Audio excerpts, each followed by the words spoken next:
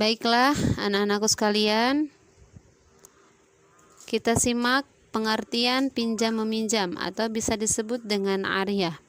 Pinjam meminjam atau ariyah secara bahasa artinya adalah pinjaman, sedangkan menurut istilah adalah akad berupa pemberian manfaat suatu benda halal dari seseorang kepada orang lain tanpa ada imbalan dengan tidak mengurangi atau merusak benda tersebut dan dikembalikan setelah diambil manfaatnya.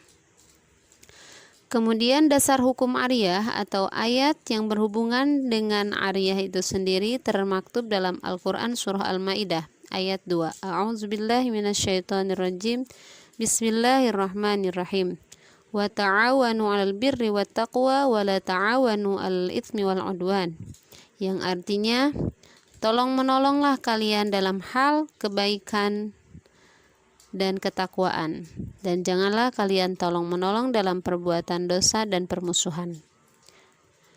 Kemudian hukum ariyah itu sendiri terdiri atas 4.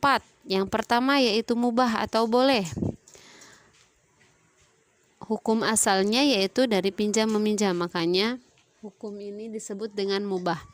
Yang kedua yaitu sunnah, artinya pinjam meminjam yang dilakukan merupakan suatu kebutuhan akan hajatnya, lantaran dirinya tidak punya. Kemudian yang ketiga bisa dikatakan wajib apabila kebutuhannya sangat mendesak, dan kalau ia tidak meminjam maka akan mendapatkan kerugian. Yang keempat bisa dikatakan haram apabila pinjam meminjam ini digunakan untuk hal yang maksiat atau berbuat jahat. Misalnya seseorang meminjam pisau untuk membunuh. Selanjutnya rukun ariyah. Rukun pinjam meminjam ini terdiri atas 5. Yang pertama adanya mu'ir. Jadi harus ada si mu'ir, orang yang meminjami. Kemudian kedua musta'ir, orang yang meminjamnya. Kemudian yang ketiga adanya musta'ar atau barang yang akan dipinjamkan tersebut harus ada. Yang keempat batas waktu untuk mengembalikan, dan yang kelima adanya sighoh atau adanya ijab qabul. Selanjutnya, syarat pinjam meminjam atau ariyah itu sendiri, yang pertama syarat bagi si mu'ir atau bagi si peminjam. Si peminjam berhak berbuat kebaikan tanpa ada yang menghalangi. Kemudian barang yang dipinjamkan itu harus milik sendiri. Kemudian syarat bagi musta'ir atau orang yang meminjam mampu berbuat kebaikan. Kemudian mampu menjaga barang yang dipinjami dan hanya bisa mengambil manfaat dari barang yang ia pinjam tersebut kepada si mu'ir. Kemudian syarat bagi musta'ar atau barang yang dipinjamkan itu harus betul-betul miliknya. Dan syarat batas waktu untuk mengembalikan. Yang kelima yaitu sighat atau lafaz ijab qabul, yaitu bahasa interaksi atau ucapan rela dan suka atas kemanfaatan barang yang dipinjam tersebut. Kemudian macam-macam ariyah terdiri atas 2. Yang pertama ariyah mutlak. Apa itu ariyah mutlak? Ariyah mutlak adalah pinjam meminjam barang yang dalam akadnya itu tidak dijelaskan kegunaannya. Sedangkan ariyah muqayyad itu meminjamkan suatu barang dengan batasan waktu, segi, dan kemanfaatannya itu disebutkan. Jadi keduanya berbeda definisi ya, seginya mutlak dengan muqayyad. Kemudian hak dan kewajiban pemberi pinjaman, si mu'ir dan juga musta'ir. Apa sajakah hak dan kewajiban si pemberi pinjaman atau si mu'ir? Ada 3. Yang pertama menyerahkan atau memberikan benda yang dipinjam dengan ikhlas dan sukarela. Kedua, barang yang dipinjam itu harus barang yang bersifat tetap dan memberikan manfaat yang halal. Yang ketiga yaitu tidak didasarkan atas riba, jadi tidak ada unsur riba dalam hal ini. Yang kedua hak dan kewajiban si peminjam atau musta'ir. Ada 4. Yang pertama harus memelihara benda pinjaman tersebut dengan tanggung jawab. Yang kedua dapat mengembalikan barang pinjaman dengan tepat waktu. Yang ketiga biaya itu ditanggung oleh si peminjam jika harus mengeluarkan biaya. Misalnya ia meminjam motor, si musta'ir minjam motor kepada si mu'ir.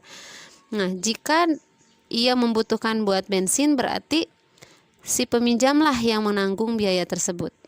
Dan yang keempat, selama barang itu ada pada peminjam, maka sudah menjadi tanggung jawab berada kepadanya. Lalu sekarang ke pengertian wadi'ah. Wadi'ah secara bahasa berarti titipan, sedangkan wadi'ah menurut istilah adalah menitipkan sesuatu barang kepada orang lain dengan maksud dipelihara dan dirawat sebagaimana mestinya. Dasar hukum mengenai wadi'ah itu sendiri termaktub dalam Al-Quran surah Al-Baqarah ayat 58.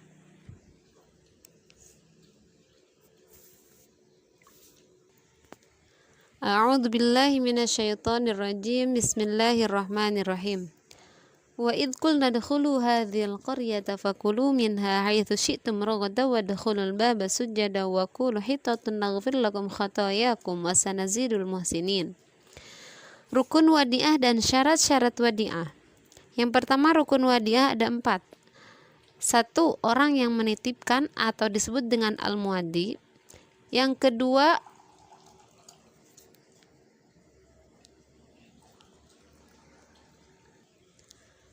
orang yang dititipi atau disebut dengan mustauda. Yang ketiga, barang titipan atau disebut dengan wadi'ah. Yang keempat yaitu sigot atau ijab qabul. Mengenai syarat-syarat wadi'ah juga terdiri dari 4. Pertama, harus akil baligh, dewasa. Kemudian kedua, berakal sehat. Yang ketiga, syarat barang yang dititipkan itu harus berupa harta atau yang mempunyai nilai harga. Yang keempat yaitu syarat sigot atau ijab qabul harus dinyatakan dengan ucapan dan perbuatan. Hukum menerima titipan atau wadi'ah terdiri dari 4. Yang pertama, sunnah bagi orang yang percaya bahwa dirinya mampu dan sanggup menjaga amanah titipan tersebut. Yang kedua yaitu hukumnya bisa jadi wajib bagi orang yang percaya bahwa dirinya mampu dan tidak ada orang lain yang bisa diberikan amanat tersebut. Yang ketiga, haram hukumnya bagi orang yang percaya bahwa dirinya mampu menjaga titipan. Bisa dikatakan haram hukumnya menerima titipan jika dia yakin bahwa dirinya tidak mampu menjaga amanat tersebut. Yang keempat, bisa dikatakan makruh hukumnya bagi orang yang percaya bahwa dirinya menjaga titipan tetapi ada unsur keraguan di dalam hatinya. Macam-macam wadi'ah terdiri atas 2. Yang pertama, al-wadi'ah al-yad al-amanah, yaitu titipan suatu barang yang dititipkan oleh pihak pertama kepada pihak lain untuk dipelihara atau disimpan tanpa boleh dimanfaatkan. Contoh dalam hal ini misalnya seorang si A menyimpan uang di bank kemudian didepositkan. Jadi harta tersebut atau uang tersebut tidak bisa dimanfaatkan oleh pihak bank. Berbeda dengan jenis yang kedua. Jenis yang kedua ini adalah titipan barang atau dari pihak pertama kepada pihak yang kedua atau bisa dikatakan pihak bank. Akan tetapi pihak bank ini bisa memanfaatkan titipannya atau harta uang tersebut gitu, asal izin dari pemiliknya. Contoh, hanya sebatas menyimpan uangnya di bank, tidak didepositkan. Kemudian ke jenis barang titipan. Jadi apa saja yang bisa dititipi? 1 yaitu berupa harta benda, yang kedua uang, kemudian yang ketiga dokumen penting atau saham, surat perjanjian, sertifikat dan lain-lain, dan yang keempat yaitu barang berharga baginya seperti surat wasiat, surat tanah dan lain-lain. Baik anak-anakku sekalian, bagaimana etika mengganti wadi'ah? Mohon diperhatikan, wadi'ah adalah amanat bagi orang yang dititipi, maka ia wajib menjaganya seperti penjagaan pada umumnya dan seperti menjaga barangnya sendiri. Orang yang dititipi atau dinamakan mustaudi wajib mengembalikan barang titipan jika sang pemilik atau penitip memintanya. Ia juga tidak wajib mengganti barang titipan jika ada kerusakan, kecuali karena perilaku gegabah daripada mustaudi itu sendiri. Nah, alhamdulillah anak-anakku sekalian, materi Ariyah dan juga Wadiah ini telah selesai Ibu bahas. Semoga kalian sudah ada gambaran dan semoga kalian bisa mengambil hikmahnya atau pelajaran dari materi ini. Mudah-mudahan dapat direalisasikan dalam kehidupan sehari-hari. Semoga menjadi ibroh dan dapat direalisasikan dalam kehidupan sehari-hari. Terima kasih. Salam hangat dari Ibu buat kalian semua, khususnya kelas 9. Wal afu minkum. Wassalamualaikum warahmatullahi wabarakatuh.